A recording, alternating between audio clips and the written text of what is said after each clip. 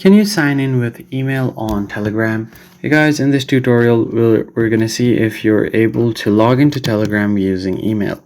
First thing you can do is simply open up the Telegram application, and once you're here, make sure that you're on the login page. Now just enter a country code here. Once you've done that, just enter your number. Now Telegram is going to ask if this is your correct number, then you can just tap on yes.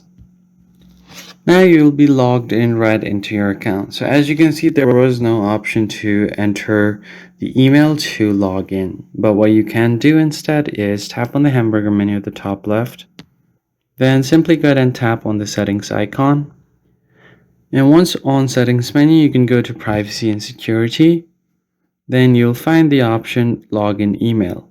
Just tap on it. If you haven't already verified your email, you can just go ahead and do that or add your email to log in. If you want to change email, you can do that here as well. Just enter your new email and you should be good to go. That's basically it, guys. If you found the tutorial helpful, hit the like button below and subscribe, and I'll see you guys on the next one. Thanks for watching.